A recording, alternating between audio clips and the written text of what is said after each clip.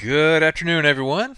Hey guys, this is Bruce Marshall from Simpler Trading with the nightly market update for Wednesday, November the 9th. So happy Wednesday. Fairly, we sold off a pretty good bit today, but I was going to say fairly uneventful day today, as crazy as that looks, because we ended up going down 75 points in the S&P. That's what we're looking at here is the S&P and the NASDAQ there on the left. But that's actually pretty tame compared to the last, several days or several weeks. And guess what? It's going to get even more wild tomorrow as we have CPI data that's going to be out before the open tomorrow. So, the craziness continues. I know it's been hard to trade this stuff. I mean, it's just been, back and forth and all over the place. But we'll look at today's price action, then we'll kind of figure out if we can tell what our potential is for up and down here in this market, because honestly, I don't have a clue which way we're going to go. It's going to depend on the data that comes in. So let's jump right in here. We'll look at the ES, and this is today's price action. Let me see if I'll do a 2-day chart here. So yesterday, this is what I was talking about. So this was yesterday. Look at this. We opened here, free fall, straight down, and then something sparked here. I still don't know what it was. We had a little pullback there, straight through our voodoo snow line there, a little pullback there, a little bit pullback there, a little pullback there. And that is about, 60 points. Completely vertically straight up, and that's strong market right there. And then we get a little consolidation, which is normal, and we start running back up here. And I thought we were going to go and take this out and keep going, but instead we free fall all the way back down here, take out the low on the day, and we're all the way back down here to 37.90. Then we turn on a dime here and we go straight back up, all the way back up here. And at this point, I'm like, well, maybe we are going to take the high out on the day, and we don't. We roll over and free fall down here. Crazy algo stuff going on. So not knowing what to expect, and we've had some Fed speakers kind of sprinkled in there, and I don't. Gold's been moving around and crude and stuff like that, but it's just crazy trying to trade these markets. So overnight, the light gray is the overnight market, and this is the ES again. We're chopping around. That white line right there is a voodoo snow line, which is an Elliott wave based indicator.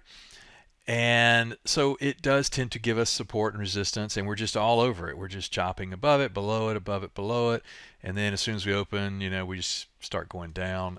And if we zoom in here today, you can see kind of more of the same, a little flush, oops, sorry, a little flush there at the open to kind of give us a little false hope of a bounce, a little flush, a little bounce, a little flush, bounce, flush, bounce, and then it was all over. It just straight down from there into the close, and that's 39.20 to 37.50. So that's a pretty, that's a pretty good move.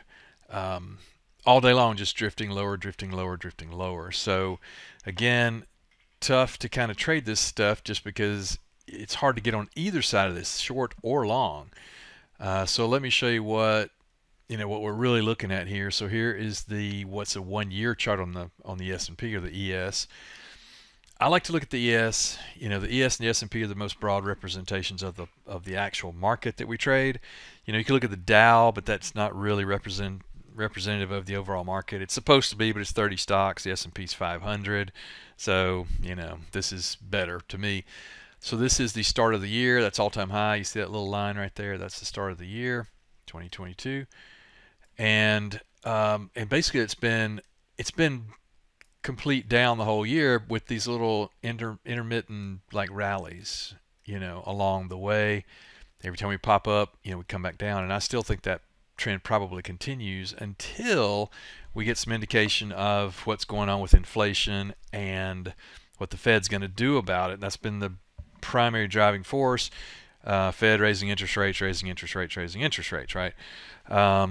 So as long as that happens, and the Fed was very clear at this last meeting that they're nowhere near done, and you know, all that kind of stuff. So you know, I expect more downside. But tomorrow morning we have CPI being released before the market opens in the morning, and if the CPI number comes in hot, meaning an increase in inflation, you know, we're going down, and probably in a big way. If it comes in better than expected, you know, there is a very good chance we get a bounce up here. I think it'll be short term because the inflation problem is not going to be solved very quickly, you know. So I think we get a big, if we get a better than expected number, we get a bounce up here. Maybe we get here and then we kind of fade. And this would take, you know, between now and say end of the year. I mean, this is not a couple of days. I'm talking about over the course of, you know, a month or 2 or 3 or something like that, you know, depending on, you know, the number and all that kind of stuff. So think of this tomorrow like an earnings report. You know, we know what the number is supposed to be. I think it's 8.3 if memory is correct.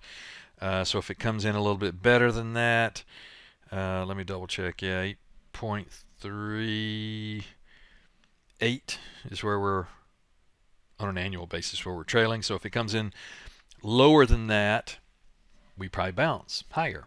You know, market goes up. Inflation is going down. Yay, market goes up.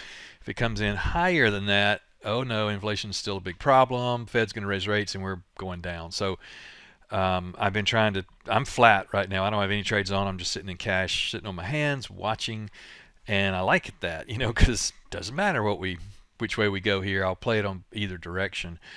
So anyway, I wanted to give everybody a heads up. I've been trying to tell everybody, prepare ahead of time for this event tomorrow because it could be a big thing. I went back and looked the last 4 CPIs, and we had very, very ballpark range of 100 points or so, and the expected move now is putting it, I think, at about 90 something points. But so expect that, maybe a lot more than that, maybe not quite that much, but that's what the numbers tell us. So be ready for that. Also, let me double check here. Also, I wanted to mention, and I think we'll put a link here at the end of this video. If you're not happy with your trading, you want to work on it, you want to start, with the new slate on next year in 2023. I am doing a mentorship. My mentorships are a long process-driven event, 7 weeks of classroom, and then live trading, virtual classroom, and then live trading, classroom, live trading, and that way you absorb it in bits and pieces. And I go over all of the trade types that we use, trading options, butterflies, condors, calendars, diagonals, that kind of stuff, and on all different time frames too, weeklies, monthlies, that kind of thing. And then we talk about defending trades and the Greeks and all of the good things you need to know about how to trade an overall portfolio. So the reason I'm mentioning it, we're doing a webinar tomorrow night, Thursday night, to talk about this. So I would encourage you to jump in there, and the webinar is free. Just kind of hear what we have to say. I've got a very long track record that is pretty awesome, I think, if I could say so myself. And I show you how I do it, or how I have done it, and see if you want to take a look at how I trade. I'm up about 30% on the year so far this year, and this has been a hard market to trade. It hasn't been an easy 30%, but I'm up about 30% year to date in a down market. So it's worth checking it out to kind of see how I'm trading it. So hope that makes sense, hope it helps, and we'll put a link at the end of this. And other than that, let's see what we get tomorrow. Should be exciting, should be a big day tomorrow, I think, and we'll see which way it goes. So thanks for the time, I appreciate it, and I will talk to you at the next update. Take care. Without simpler trading, I could not have financial independence. This is one of the best investments I ever made in my life. It's helping me find consistency. It's one of the things that won me